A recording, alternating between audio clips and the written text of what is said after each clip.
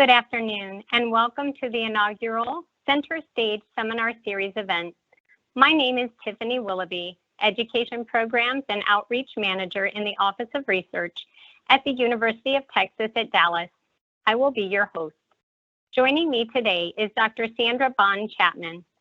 Dr. Chapman is the founder and Chief Director of the Center for Brain Health at the University of Texas at Dallas and D. Wyly Distinguished University Professor in its School of Behavioral and Brain Sciences. She is committed to enhancing human cognitive capacity, psychological well-being, daily life function, and the underlying brain systems across the lifespan. A cognitive neuroscientist with more than 50 funded research grants and 200 plus publications, over the past 2+ decades, her lab has garnered federal, state, and private research support. Dr. Chapman is the author of Make Your Brain Smarter, Increase Your Brain's Creativity, Energy, and Focus. She is one of the pioneers who is creating the new field of brain health. Her team is defining, measuring, improving, and scaling brain health fitness protocols to reach people around the world. Please join me in welcoming Dr. Chapman to take center stage in the spotlight. Dr. Chapman, welcome. Hello. Welcome, everybody. Tiffany, thank you so much for organizing this. You are most welcome. I feel like that Tiffany and this whole thing has been a little bit of a brain test in terms of how we figure out what we're doing. But I'm just so grateful, and what a great idea Dr. Pancrazio had to do this. I'm looking forward to the seminars on the other centers so that across the university we can know the depth and breadth of everything that's going on. So I'm really excited to be here. And Dr. Pancrazio had asked, when we said, what do you want us to share? Because, as researchers, we can get into a lot of minutia in terms of what's going on. And we certainly have a lot going on across the Center for Brain Health. But he said, I would love for people to know who you are, what you're doing, and then why you're doing it. So that's what I'm going to share with you, just a bird's eye view about what those aspects are. And let me just give you a quick outline of who we are real quick. Who we are, and you're going to hear me elaborate on this a little bit, is we are category breakers. What do I mean by that? We are literally defining a whole new category of health, of discovery, and really of education for the brain.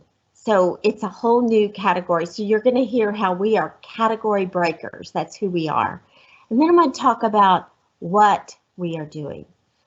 And what we are doing is that we are challenging the status quo. Until now, most of us, and for the last 100 years, we have been working with the brain in terms of fixed capacity, or we don't even attend to the brain until something has gone wrong, an injury or disease is diagnosed.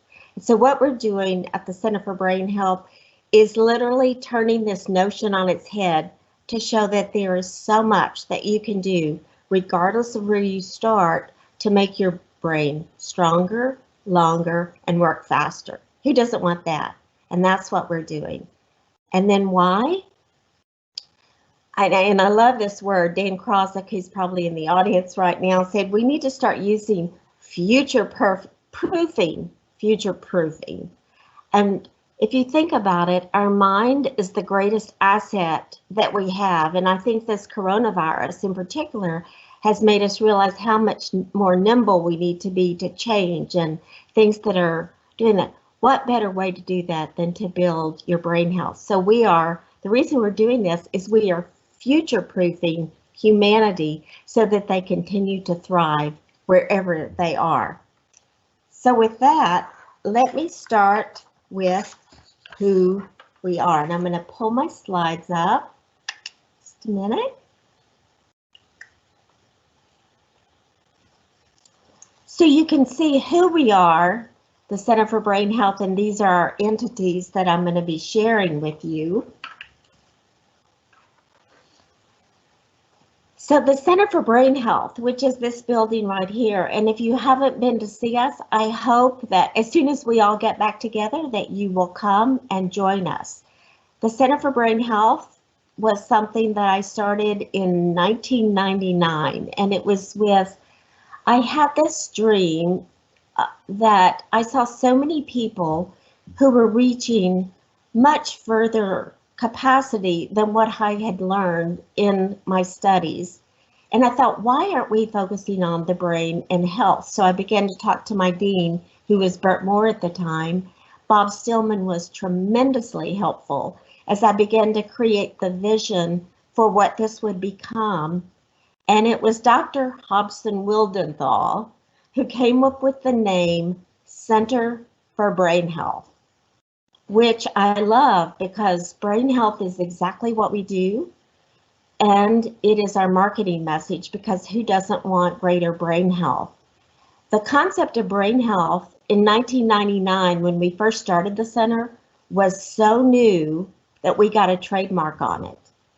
And even today, when you look at other centers that have now emerged within the last few years, they aren't focused on the brain and health, but literally Alzheimer's disease or brain injury. So it truly is a different point of view. Well, what happened, we grew when we moved into our building in late 2006, 2007, through our research studies. So this is all dedicated to brain research, brain health. How can we make the brain work better, stronger, longer with interventions? Well, people began to come visit us and say, can I take advantage of what you're doing? Well, if they didn't qualify for our research study, we couldn't help them.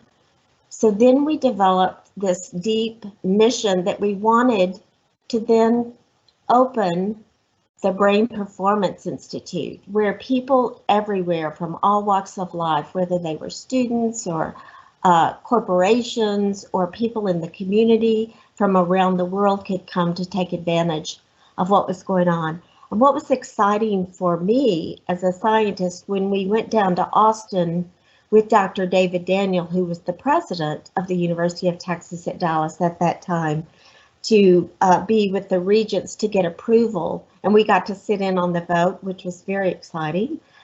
But they unanimously approved the Brain Performance Institute. And what they said was that as a system, the University of Texas system, our vision is for all research to change the world.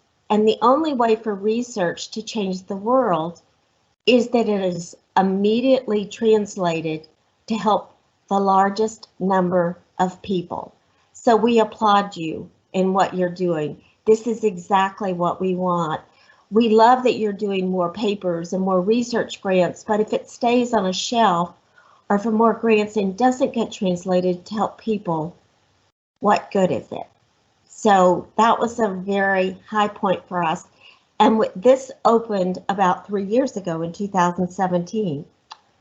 Well, when we had the groundbreaking for the Brain Performance Institute, our chancellor at the time, Bill McRaven, and we were digging the soil, and he said, Sandy, he said, what you've done is good, but it's not good enough.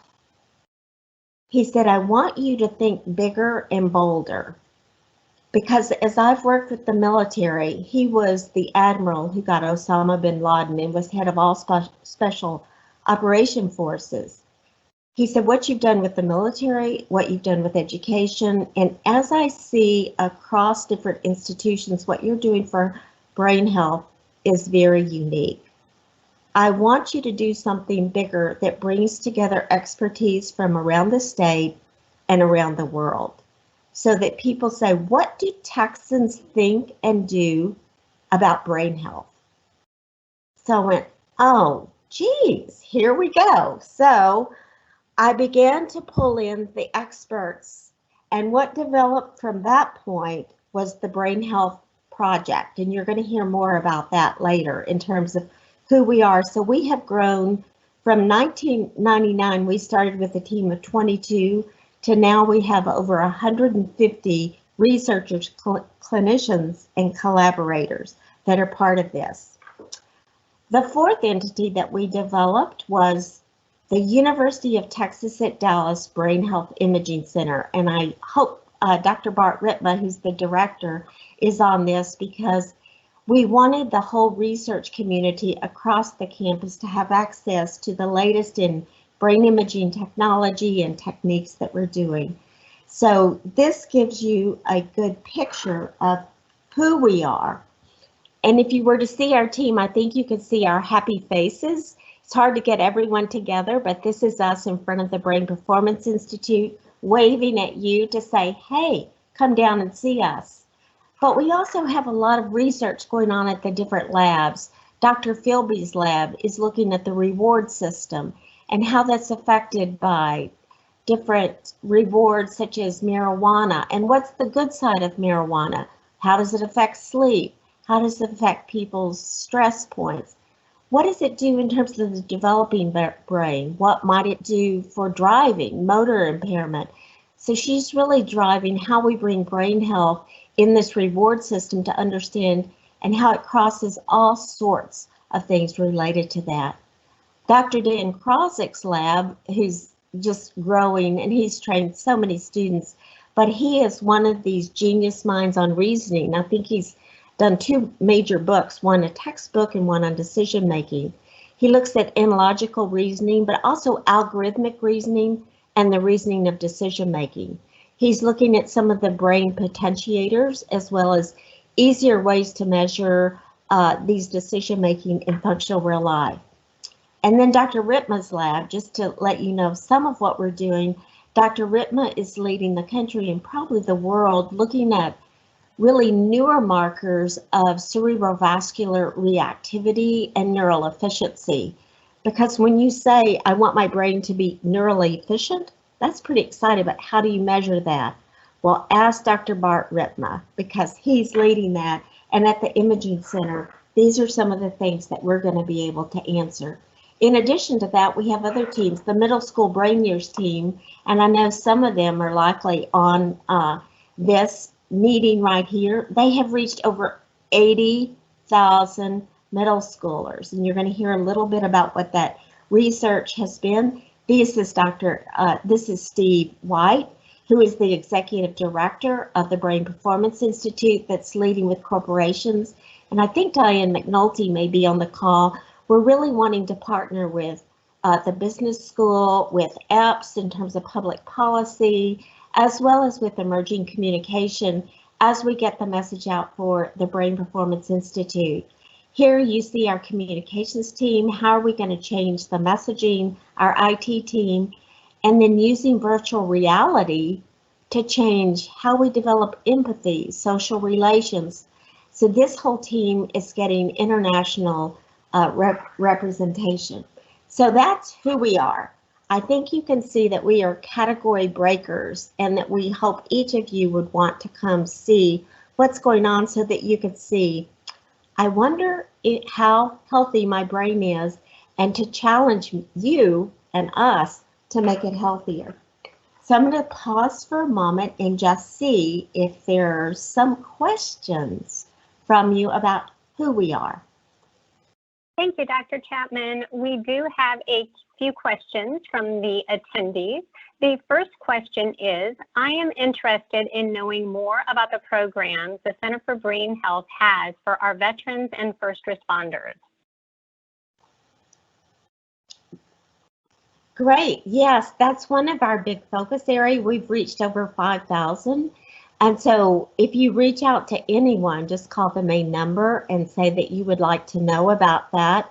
In fact, with North Texas Giving Day, we are launching something to help first responders. I'm going to talk a little bit about the research when I say what we're doing. But for me, some of our most exciting work has been with military and first responders. And they're the ones that really get it, because they know what it's like to be physically fit. And they said, why don't we focus on the neck up? So, you know, instead of having stigma about what's going on, They want to do everything possible to be as sharp as possible, and when things go wrong, to rebound from that. So our military programs are something that we're really proud of. We're working not only with schools and across UT Dallas, the Veterans Program, but also Navy SEALs before they go into training, National Guard, the different war colleges like the Air Force and the West Point. So there's a lot that we're doing on first responders. Thank you, Dr. Chapman. And an additional question from another audience member is, can you elaborate on the relationship between brain health and overall physical health? Yes, that's a great question. So people often think, if I'm physically healthy, then I'm doing everything I need for my brain. Obviously, they're interrelated, but you may have physical health and not brain health. And what we tell people is that your health starts and ends with your brain. And we've actually shown that when your brain is in control of what you're doing, you will make better physical choices, whether it's nutrition or exercise more. So when we don't put the brain in the equation, sometimes people, they know what they should do, but they don't always do it. So that's why, if they need to work tandem. And for us, because we are so much more physically healthy than we've ever been, we've doubled the lifespan in the last 100 years. But guess what? Peak brain span stops at about 30, and we start to decline every single decade after that. So we want brain health to kind of match what our physical health's done, so that we have quantity of life. We want quality of life by extending our brain health. Fantastic, thank you. And I do have one additional question. It is as follows: do you have free programs for staff to prevent future onset of dementia? Wait, can you say that again, Tiffany? Do we have free programs? Indeed, yes. Do you have free programs for staff to prevent future onset of dementia? So that's a question for Steve White. In terms of the trainings that we're doing, you're going to hear about the Brain Health Project. I would say if staff really wants to be part of something that's going to change the world, the Brain Health Project is going to be one way to do that.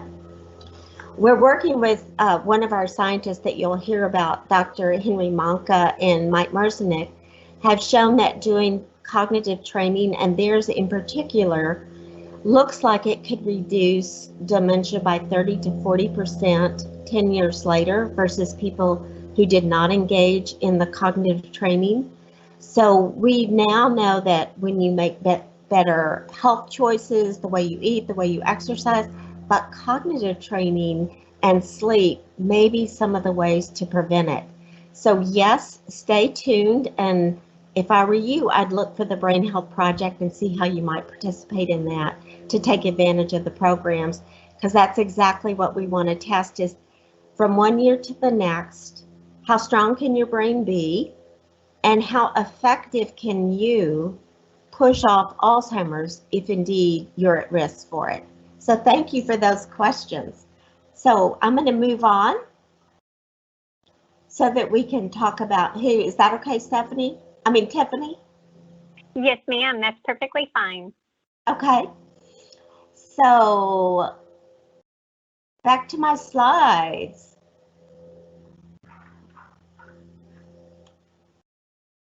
So now I want to talk about what are we doing.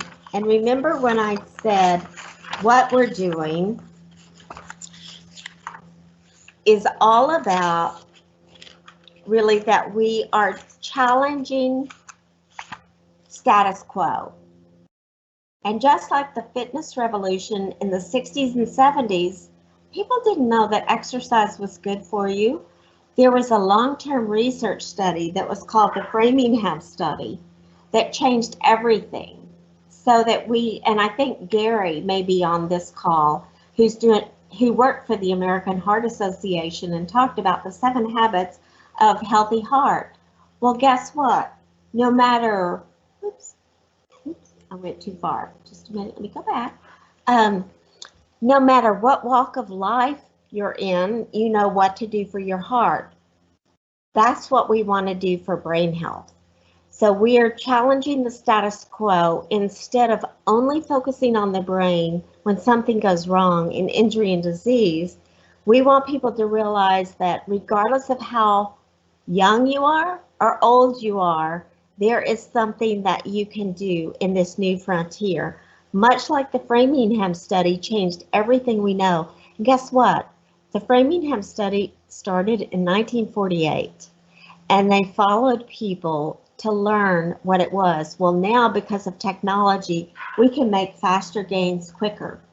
The brain, much like a muscle, grows stronger when it's exercised, or it gets weaker and falters when it's neglected. And this is what neuroplasticity is all about. Neuroplasticity is your brain's ability to be constantly changed moment to moment, day by day. You know, when we see the stress that's happening from job loss and people getting sick and the changes taking place and trying to figure out, our brain is changing day by day by how we use it and the fears that we're experiencing or the way that we're impacted. I thought it was interesting, Dr. Mark Desposito, that's one of our major collaborators, he said he teaches a whole class at Berkeley on neuroscience, and he said his students, and he's a neurologist as well, said they don't get the idea of what it means to really neuroplasticity until he says it's just like a muscle, and you know you can make your muscles stronger, and so how you exercise your brain changes very specifically by how you use it. There is no more any doubt that cognitive training doesn't work. It's just people as a public, we're still always looking for that magic pill. What's the quick formula? But what if it's what we do that strengthens our brain?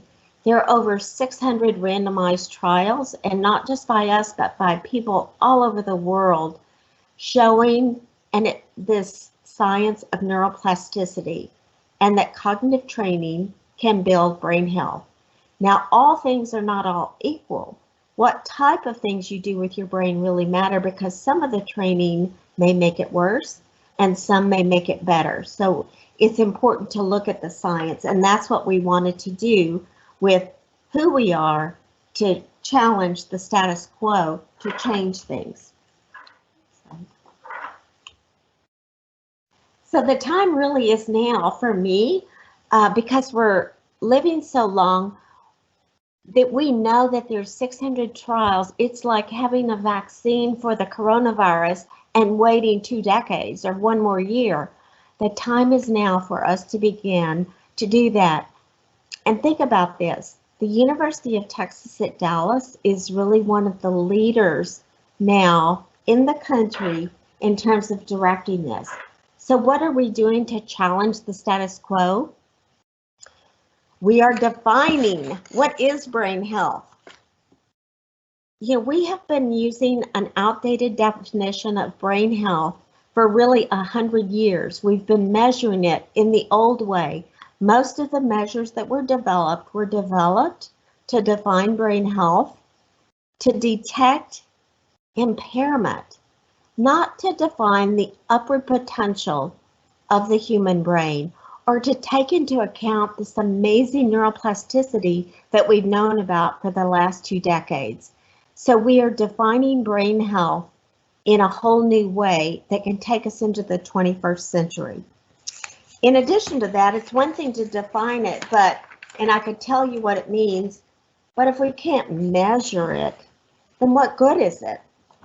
And if we can't measure it in a way that tells us something we can do about it, you know, that leaves us kind of stuck too.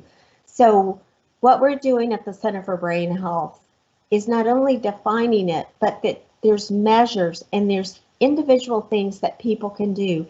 And the brain is probably the most complex engine that was ever developed. So we're looking at a multifaceted approach of looking at that, from cognition to psychological well-being to social adeptness to the complexity of what you're doing in your everyday life, as well as, if you come in person, some of the biological data that we get from fMRI, genetic, blood samples, saliva, looking at inflammatory markers, and the microbiome. As I talk to you about the Brain Health Project in a moment, what we're looking at are measures that have almost an unlimited capacity rather than, okay, you're within normal limits. Well, I would suspect that most of the people on this call, there's nothing average about you, that you want to be as good as you are now or better next year. So we want things that have more this upward potential of what's there. Each person, with the way we measure it, is able to establish their own baseline to set goals so that every 6 months or annually, they can challenge up their brain performance to see, am I better? The third thing that we're doing is discovering and partnering with people that have shown that there are significant ways that we can improve brain health through protocols by working with experts. And that this improvement is something that relates to real life functionality. It's one thing just to say, I improve my speed of processing, but if I'm still laying in bed all day, that's not good enough. We want these measures of improved brain health to make people happier, more robust, and productive citizens. So for us, improvement must be things that really improve the overall quality and have ways of measuring that. The third thing that we're doing to challenge the status quo is to show that the way that we can look at brain health can be scalable, that we can scale it, that people wouldn't have to necessarily come to the Center for Brain Health, but it could be scaled to doctor's office, to rural Texas, South Dakota, to the smallest country, to rural, to urban. It's got to be accessible. If people have to go to specialized centers to get this help, then again, what good is it? So we wanted to work on something. So think about the boldness of this, defining brain health that's never been done before in an upward potential, measuring it, showing that people, where they start, if they're in health, there are things they can do to measure improvement and that it can be scaled. So this is our singular focus of what we're doing, is to show and for people to wrap their arms around, brain, you're pretty amazing. You're going to help me through this crisis right now. You're going to help me figure out a new path forward. So we're looking at things like, can we double brain achievement? And we've done that with Dr. Gamino's lead with our middle schoolers. Kids in poverty have doubled their performance in school across science, math, history, and English. And we've more than doubled graduation rates as well as number of AP classes.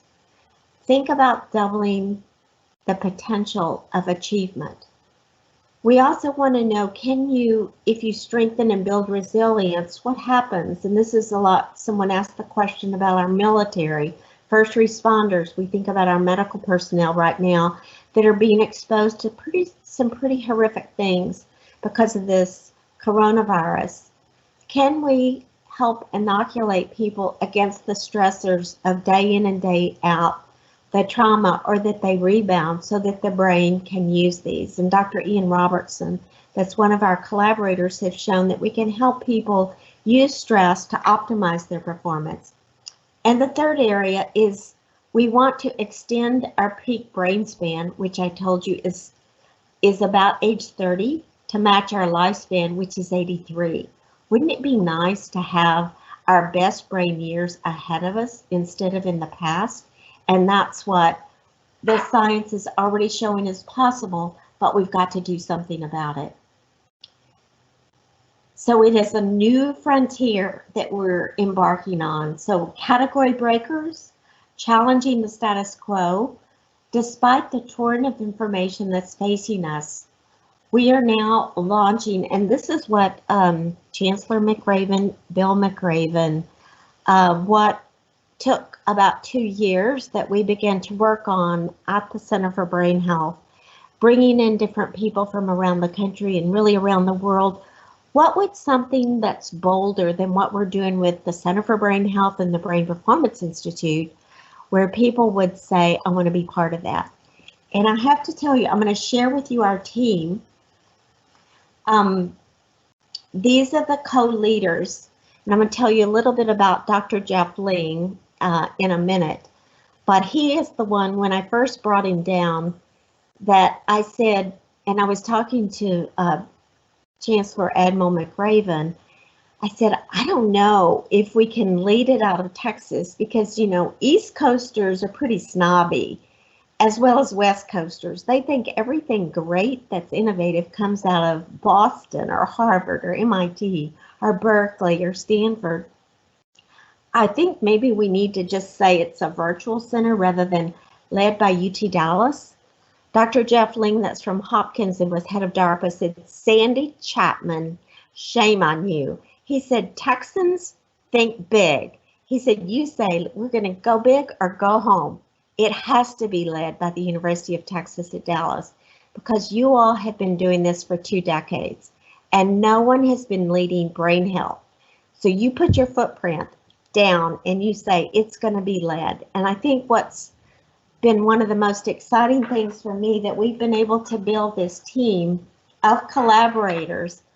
And you can see, if you look across this slide, Berkeley, UCLA, UCSF, Illinois, UNC, Harvard, Georgetown, Oxford, every single one of these is giving us their intellectual property. They said, this is the first time we feel like we are going to change humanity to be part of this. We just had a gathering this fall inside the Brain Health Project in San Francisco, and it was one of the most exciting, inspiring to hear these scientists talk about how they want to be part of what's being led here through the Brain Health Project. Now, you're probably thinking, what is the Brain Health Project? Let me just share a little bit about some of the people. I said I'd tell you about Dr. Ling. He's a neurologist. He's a Ph.D. pharmacologist. He started the whole DARPA branch and led it for 6 years of brain cognition interface, the biotech branch, that had some of the most innovative technology. He was the main military doctor that identified concussion and when to pull active duty service members out with concussion.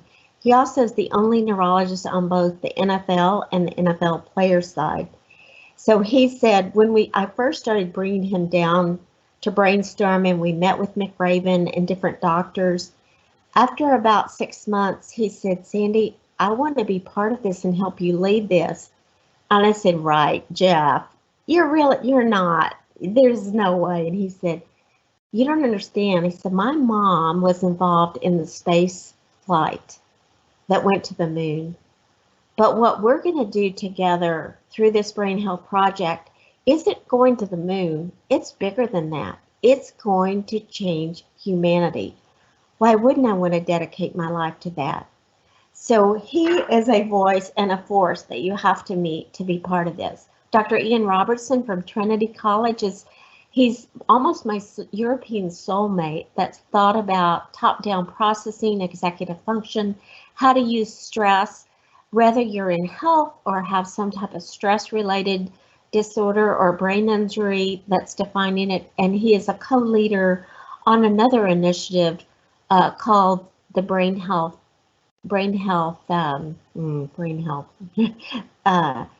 BHI Institute that is leading really more about Alzheimer's disease. And he said, Sandy, what we've got to get people thinking early on about their brain and health.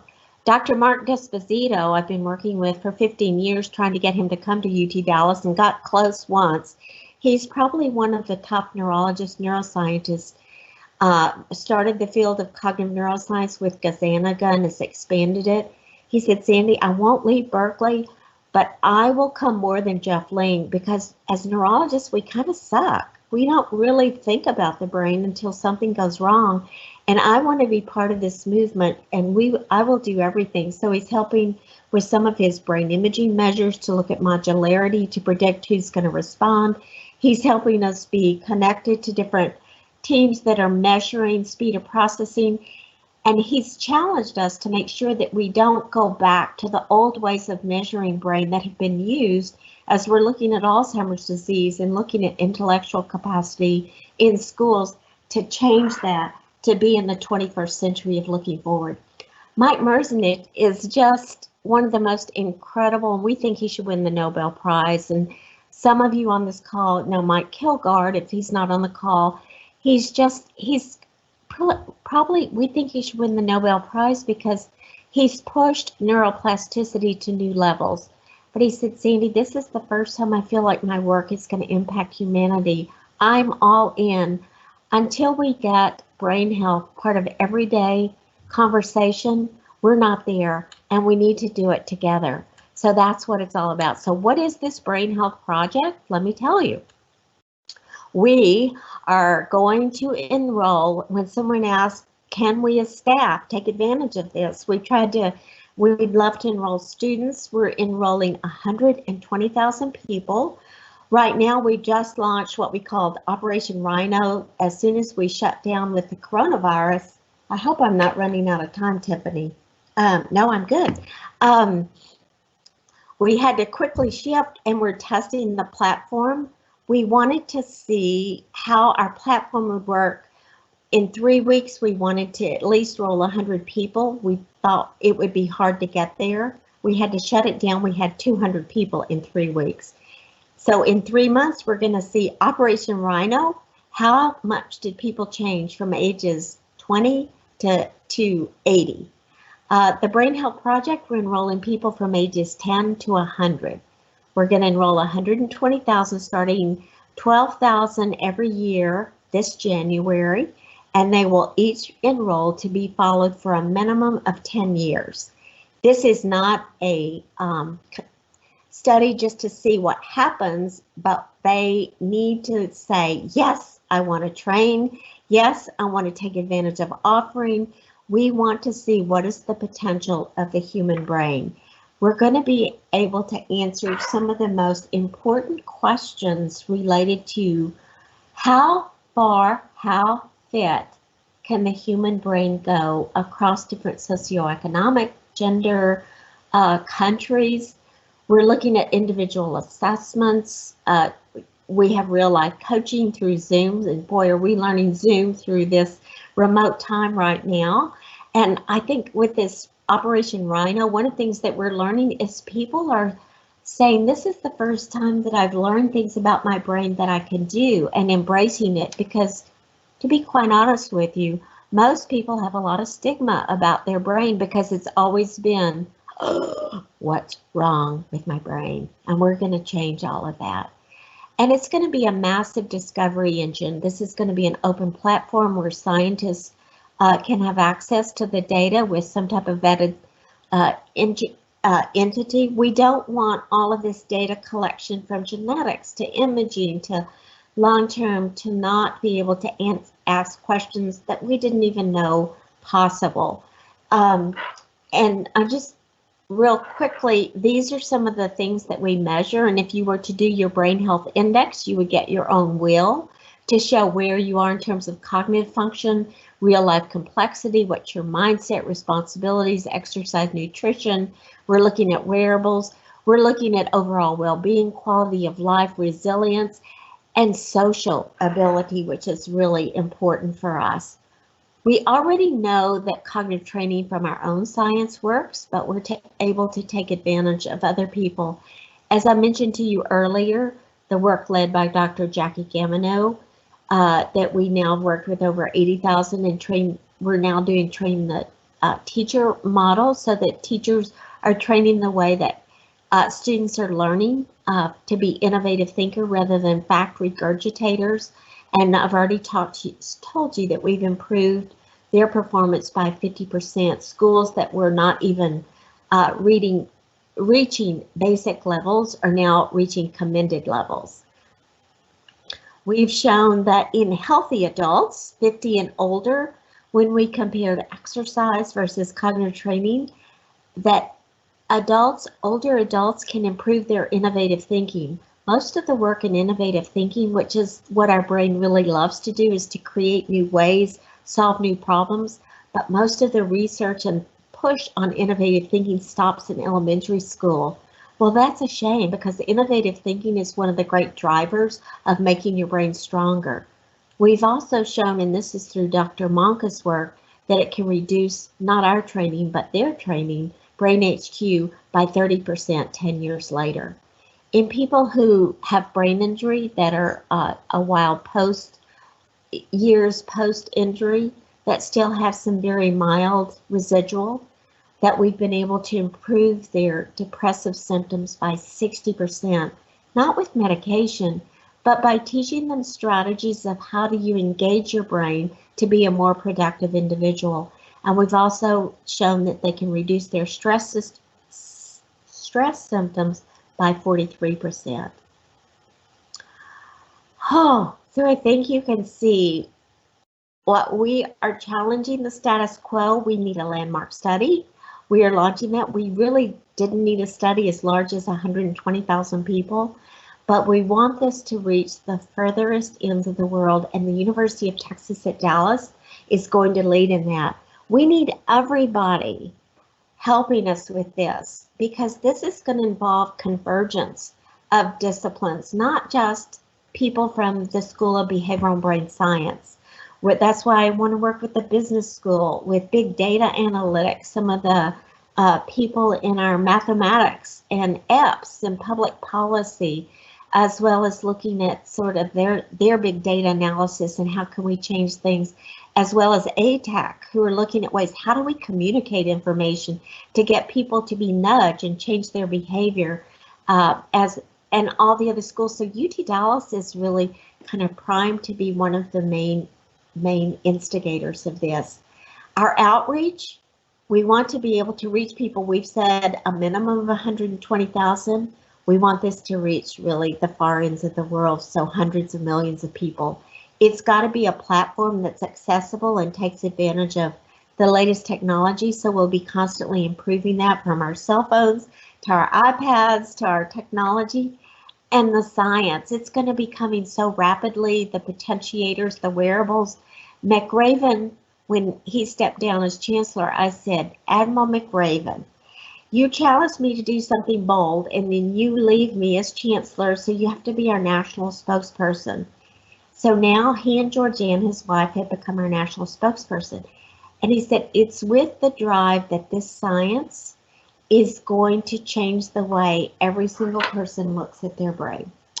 So I've given you a lot of information. I'm going to open it up to a few questions and then wrap it up. Thank you, Dr. Chapman. The first question I have for you is, what are some ways to increase brain health in our day-to-day lives? So ways to increase your brain health, and there's actually some, if you look at our website, as well as it was just posted on UTD's, we're pushing off as much information. Let me tell you that 50% of what we do is actually toxic for our brain health, and that is multitasking. Everyone knows as soon as they see me that multitasking is one of the most toxic things. It's like smoking cigarettes for your lung, multitasking is to the brain. So it's just as important what you stop doing, but some things that you can start doing that makes it very good is to think of innovative ways, 2 innovative ways to get through this crisis every single day. Our brain was wired to do new things. And you know, you see little bitty kids get so excited about something new, but we forget that newness that happens. So doing something new each day is something that changes your brain in very dramatic ways. And I would direct you to our website as to the information that we're pushing out there. Thank you, Dr. Chapman. The second question is, how can I sign up for the Brain Health Project? So enrollment right now with Operation Rhino, we've closed that. We are, as soon as the University of Texas at Dallas Brain Health Imaging Center opens, we're going to do the Brain Health Imaging pilot. We needed 200 people. I think we have them. I'm not sure. But if we don't, you could inquire about that. But it will be January, and we haven't started enrollment for that yet. But it will be. There's a website, thebrainhealthproject.org. So go on there, put your name on it, and you will know about it. You'll get updates on it. Fantastic. And I do have two additional questions related to the Brain Health Project. One is a clarification question. Project, I would need to commit 10 years. And the second is, how are candidates chosen for the Brain Health Project? Yeah, so, that's something that I love that question. When people signing up, will they sign up for 10 years? Of course, we can't make people stay in it. So it's really up to individuals. It's one of the questions that we're going to be able to address. Can we keep people motivated for 10 years? I fully suspect that most people, and I'm an optimist, of course, will want to be in for 20 years and 30 years and can hardly wait. But we're interested in what is it going to take to keep people engaged, and when will they drop off? Who drops off after 2 years? And if they drop off at 2 years, will they come back at 4 years? Because what keeps someone engaged early on may change, and, they may be too busy, but maybe they would come back on. So it's one of those things that we're going to be able to answer questions about that. And I get it that it's hard to know. I think there was someone that was 93 that wanted to register, and they went, 10 years? I don't have 10 years. I said, we'll take what we can get. And the other question was about how do we pick people? So there's just the exclusion criteria is just major stroke, major brain injury, major disease, but we don't rule out things like ADHD or general things. 80% of the 120,000 people will be all online. Another 10% will come in and get some of the blood samples and some of the cortical metrics, some of the other speed of processing, EEG, and then another 10%, which is 12,000 of the 120, will come in for the brain imaging. So there's different levels to be involved, but the criteria is we want people from all walks of life. We also will need help recruiting people from different segments of our society. So we're looking forward to the challenge, to challenge the status quo that people will indeed want to keep their brain health better next year. So I look forward to learning more about that. Very good. Another question, they do keep coming in. What kind of physical, mental health history would or wouldn't be included in this large of a study? Really just me. And when I say the study itself, we're looking at healthy people. So we want to know what's the capacity of the human brain. The good thing about the platform is we're going to be able to ask it for other questions. So someone that may have bipolar, we might branch off into another study. We've already shown that the training works with people with mental health disorders to be able to see themselves in productive life. So while they won't be part of the healthy brain study, they can still take advantage and see how much of their capacity can they build, but it'll be a separate project, a separate study from the Brain Health Project. There's been a lot of effort looking at people with different diseases and injury, how much they could regain, and we're interested in that, but no one's done the scope of a landmark study to show that from very early ages, can people begin to embrace a stronger brain, and to show that your brain can functionally change to work more efficiently, that the neural connections can almost speed up. We've shown people, in their 50s and 60s regain almost 2 decades of the speed of connectivity like a 40-year-old. That's kind of exciting. Can we do that for someone with some of the mental health issues? We've shown that we can do it in a phase 1 trial in bipolar. So I think that this is going to trigger more questions that we will be able to answer. So for the project that we're looking for people that are in general healthy. Great, thank you, Dr. Chapman. Next question is, why does brain plasticity remain a controversial topic? I know, that really kind of floors me that it still is so controversial, and because it has been proven, I think maybe because some people overstate neurogenesis, new cells. We do know that you make neurogenesis in new cells. It's just but neuroplasticity is just the brain's changing by environment, by exercise. And while I've been doing this work for 3 decades, with cognitive training and showing improvement in real life function and cognitive function, it wasn't until the last 7 to 8 years showing the brain imaging literally of increases in brain blood flow, using Barrett-Ritmus measures of cerebral vascular reactivity, that neural efficiency gets better, that people, I think from a science perspective, it takes typically 2 decades for that to translate to the average person. So I think it's just what it means. Neuroplasticity doesn't always mean good. There's negative neuroplasticity too. So if you don't get sleep, your brain changes in very negative ways. We feel it the next morning, I'm sluggish. Your brain's changed. And when you get better sleep, then it rebounds. That's neuroplasticity. Your brain's efficiency and how clear-headed you are changes moment to moment. We have the most incredible engine between our ears that we haven't even begun to test the limits on. One more question, and then I want to make sure I finish. I want to let you know why we're doing what we're doing. So is there one more question? Yes, ma'am. Does the Brain Health Project encompass most of what the whole Brain Health Center is trying to accomplish? I love that question. So the Brain Health Project, the center itself, and the Brain Performance Institute, we are doing so many entities, but they're all aligned.